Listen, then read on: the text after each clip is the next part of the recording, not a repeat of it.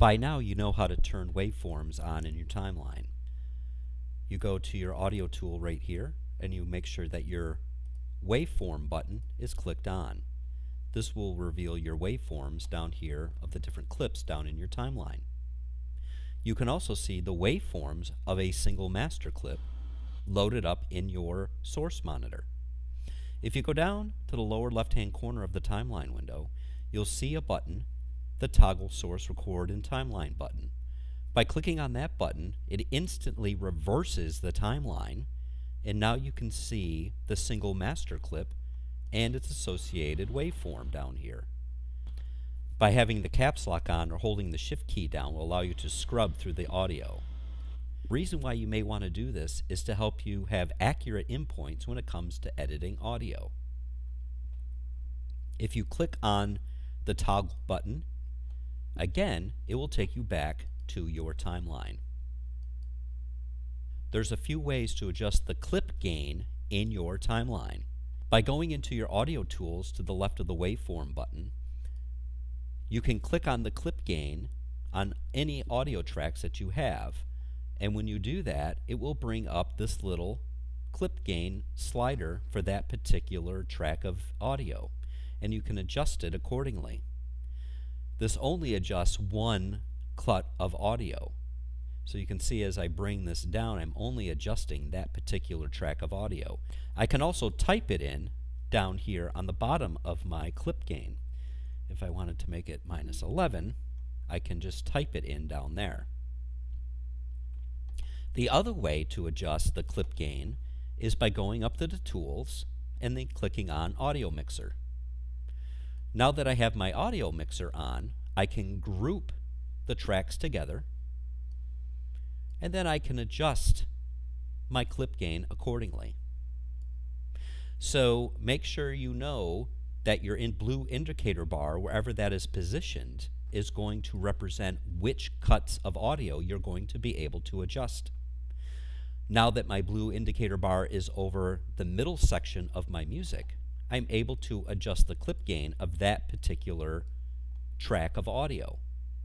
Notice how it's not changing the first track of music, it's only changing this clip of music. You can also create tone for your timeline. So if I had finished my video and I'm going to get ready to export it for broadcast, I want to make sure that whoever is going to play it back on their broadcast server, that they are able to calibrate the audio and the video prior to putting it out to air. To do that, you need to have some sort of tone. So what I'm going to do is I'm going to right click in my timeline. I'm going to add filler at the start of my sequence. You can adjust the amount of filler that goes in by going into your settings and clicking on timeline. Then I'm going to go up to tools and then audio tool. So the audio tool monitors your audio levels. So let's bring it up front so we can actually see it. The audio tool monitors your audio levels. So you can see here how it's monitoring the audio levels. So what you want to do is have a test tone at the beginning so the broadcast engineer can set the proper levels for your particular spot. To create test tone, what you're going to do is you're going to click on the PH, which is the peak hold, and you're going to go down and create tone media. It will bring up this window, and what you're going to do is set the tone media level in decibels. We're going to stick with -20. The tone media frequency in hertz, which is 1,000. The tone media length in seconds, this is how much tone it's going to create for you. We'll keep that at 1 minute. We're going to change this to 2 tracks of audio, then the target bin that you want it in, and then the target drive that you want it saved on. Go ahead and hit OK, and what it's going to do, it's going to create some test tone. So if I click on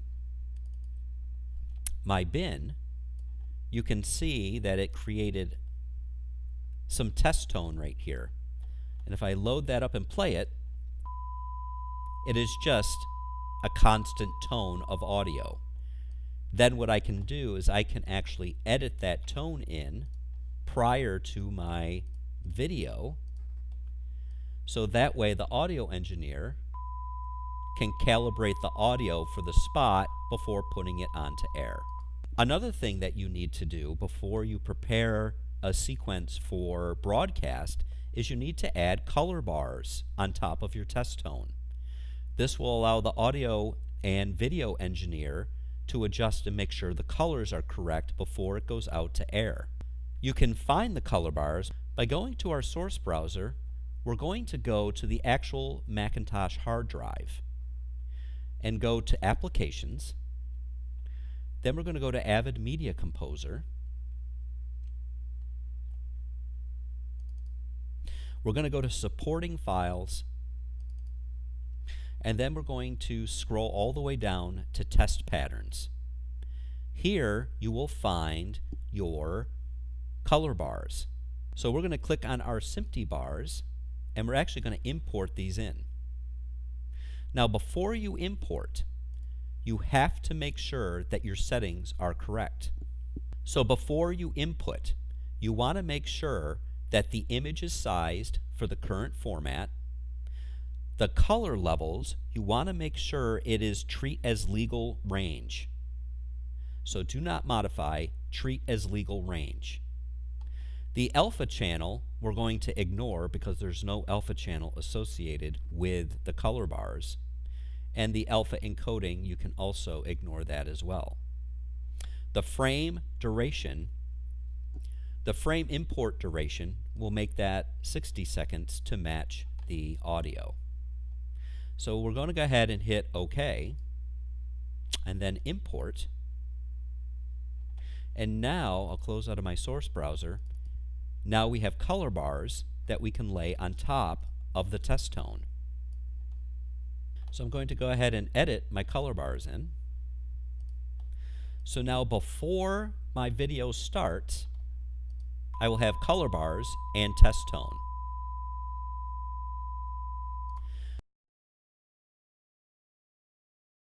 There's an easy way to pan and scan master clips that are already shot. By clicking on the Find Bin button, we can find this master clip right here in our bin. By right-clicking on that clip and going to Source Settings, it brings up this window. A little bit different than our normal effect editor that we're used to. By going to Frame Flex, we're able to decrease or increase the size of a video, but still maintain the resolution. So as I shrink down this little box, I'm actually zooming in on a particular part of the video clip. You can see as I move it around, I can actually go down and see the cars on the bridge, or come up and see the skyline with the clouds, or move it over and see some of the lens. So if we didn't want to see the viewfinder of the original clip, I can actually shrink this down, still maintain the resolution, and click OK. And now my clip is zoomed in, and I can use this clip to edit into my timeline. So again, right-clicking on the clip, or you can go up to Clip and Source Settings, and you can do the same thing. I can also zoom out on the same clip. So you're not tied to just that one shot.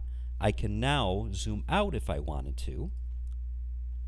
And now I have this shot that I can add into my timeline. So down here, I already have a timeline put together, and you can see how the frame flex was used to create kind of a jump cut effect.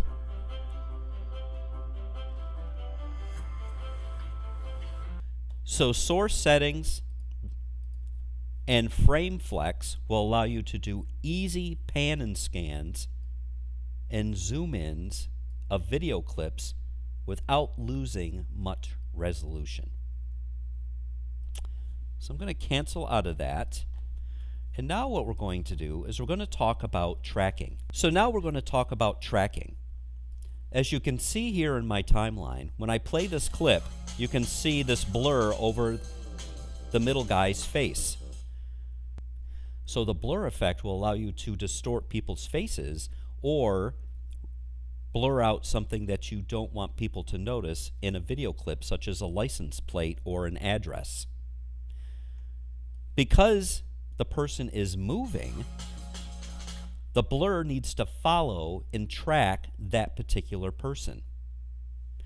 So we're going to do this from scratch. I'm going to go into my effect palette. I'm going to go to my filters, and we're going to get the blur effect. So we'll go into our effect palette, and we're going to grab the blur effect. We put the blur effect on top of our video clip, and we're going to go into our effect editor. So what we're going to do is we're actually going to track our green shirted guy. So we're going to click on the tracking tool, and we're going to adjust the tracker on and we'll put the tracker on the head of the person that we want to blur out. The inside box allows you to distinct color contrast.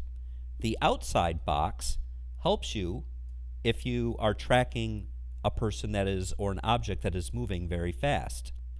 So what we're going to do is we are going to get our tracking window, and we're going to click Start Tracking.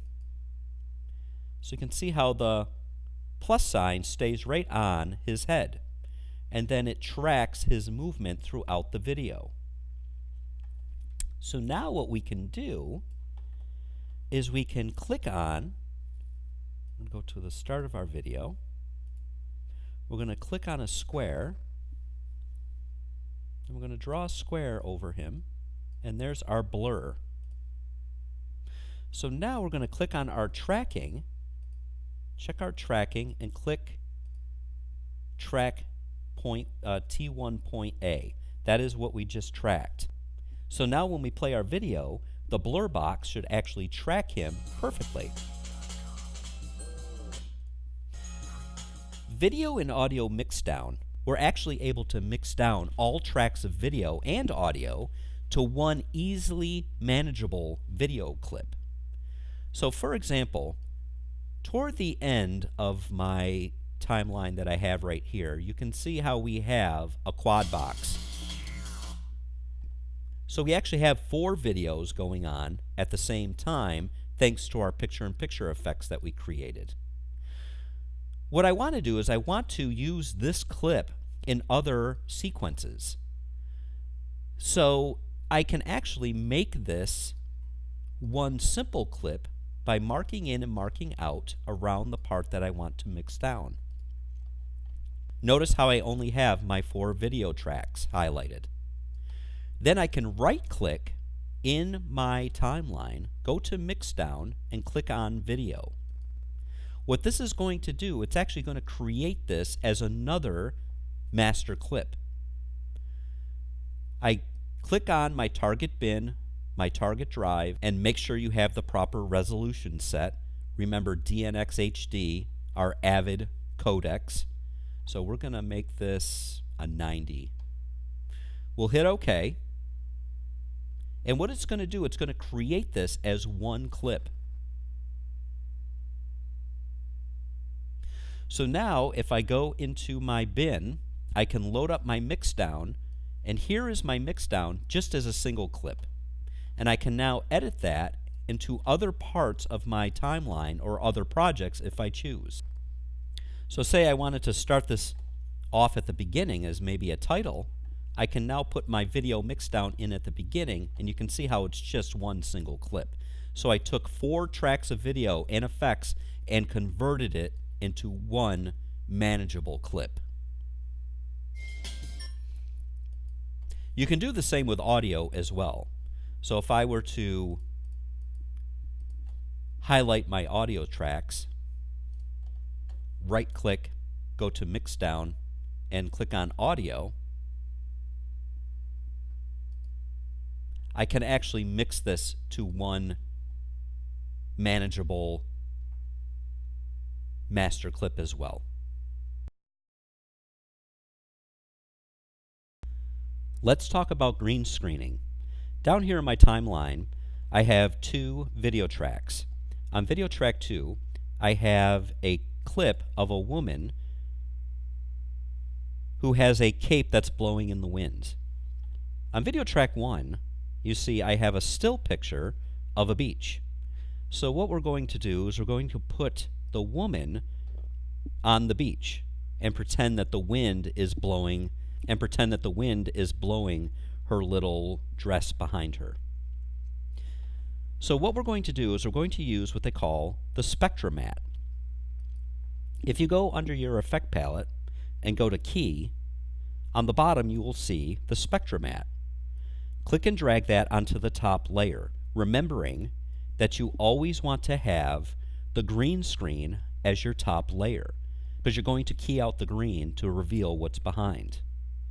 So you can see I put my effect on and nothing really happened. Actually, you can kind of see through her blue dress the background. That is because if you go into your effect editor, the default color is blue. So what we want to do is we want to change this to the green. So to do this, you're going to click on your key color, one click, and then click on the green. And now you can see all of the green has disappeared to reveal the background that we had on video track 1. As I play this, you can see the key is actually not that bad at all. Over in the right-hand corner, you can see the fan that is blowing her dress. So what we want to do is get rid of that fan. And this is called a garbage mat. So to get rid of any types of props or on-set things that you don't want, what we're going to do is we're going to crop that out. So as we go into our effect editor, and we click on our spectrum mat and our effect editor, what I'm going to do is I'm going to go all the way to the bottom and look at the crop. We have top, bottom, left, and right. So because the fan is in the lower right, we're going to click on the right slider, and you can watch the fan disappear as I slide that to the left. I can continue sliding, and I'm going to start to erase my woman, which is not what I want to do. But what that does is it gets rid of any props or anything that might be on the outside frame as a quick and dirty garbage mat. You can also do more advanced garbage mats by using the Animat tool and actually drawing around your subject. As you start to fine-tune your keying, you can go to the chroma controls and start to adjust the tolerance, the saturation key line, the inner softness, the outer softness, and then the alpha offset. So just by adjusting some of these, you can kind of see how it changes your key. And if you look over here, this is your effect analysis. And what this is doing, it's showing you which colors you're actually keying out. So right now, this little black wedge right here is showing how we're keying out the green. But all the other colors are still available. As we start to adjust our inner and outer softness, you can see how it's starting to feather the orange and the teals down here. That is affecting your key color over here, because sometimes the green screen, as it's lit, will splash onto your subject. So you may not see it visibly, but you can, if you zoomed in, you could see it around the edge of your subject. So this will kind of help you to fine-tune your keys to make it look as perfect as possible. You can also show the alpha channel if you choose to show the alpha channel. If you go down to this little selection bar, you can select alpha in source monitor. Right now we have the spectrograph in source monitor. We want to choose the alpha in source monitor. So now you can actually see the alpha channel, which is the white, and as we play it, you can see how they're both in sync. So if there was anything that we needed to crop out or garbage mat out around our subject, we could easily do it because of the color contrast between the black and the white.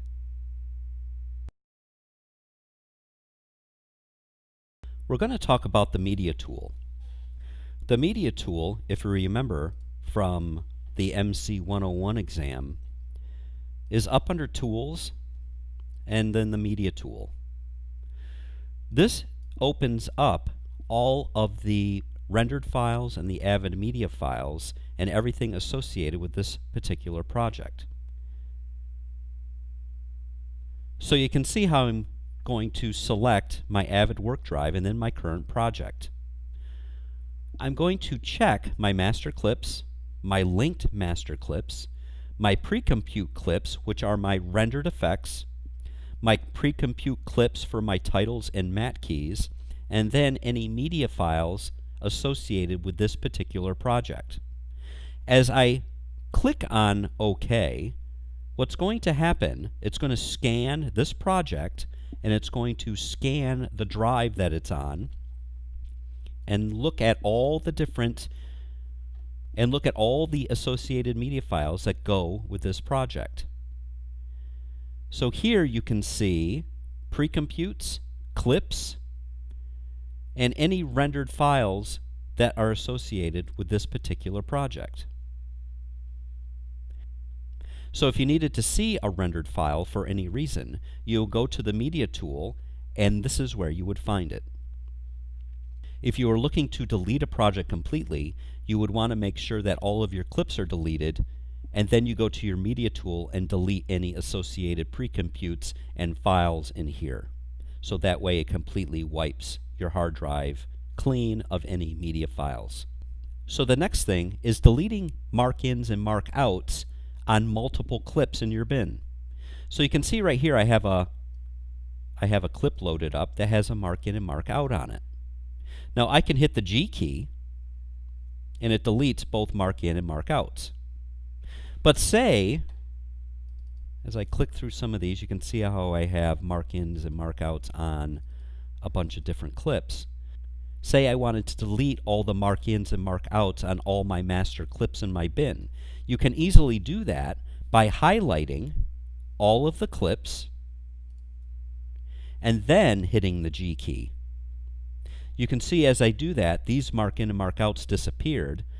But as I click through any of these clips, you'll see how all of the clips have had their ins and out points removed.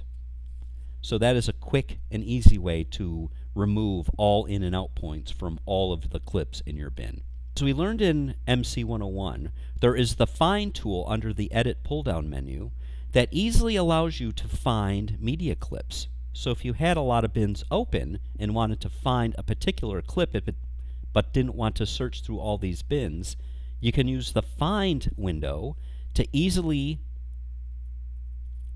find clips that have certain keywords in them. So for example, I typed in wall, and here are all of the clips that are associated with the word wall. It filters it down, so now it's easier for me to find the clip that I want. So don't get that confused with the Find Bin button. So in the lower left-hand corner of the source monitor and the record monitor is this Find Bin button. The Find Bin, if you click on the Find Bin button, it's going to find your sequence in your bin. So here is, I have my 12.2 sequence loaded up in my monitor. When I click on the Find Bin, you can come over and it instantly highlights the bin that it's in and where I can find it. Same thing in my source monitor. Say I wanted to find where this clip was.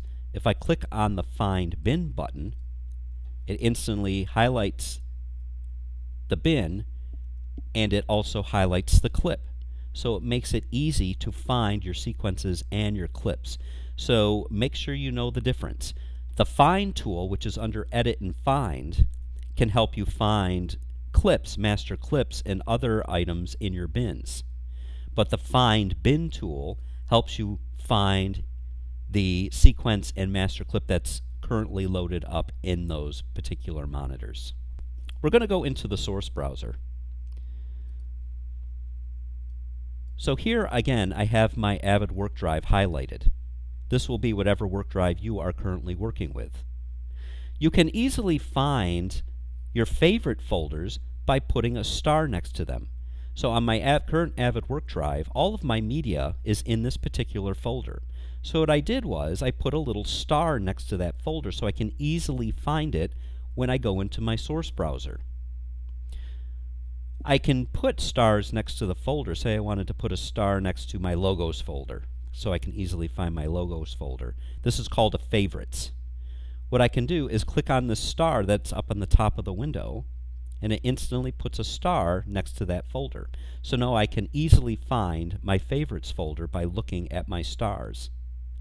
Say I didn't want that there anymore. Say I didn't want to have this be a favorites folder.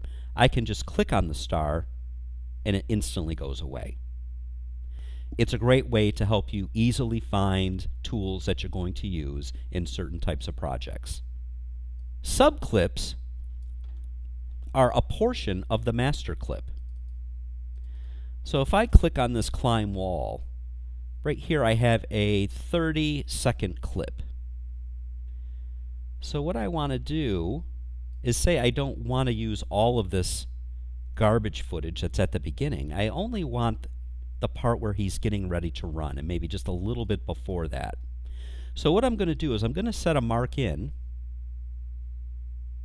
and then maybe a mark out here where it ends, again giving myself a little bit of a handle.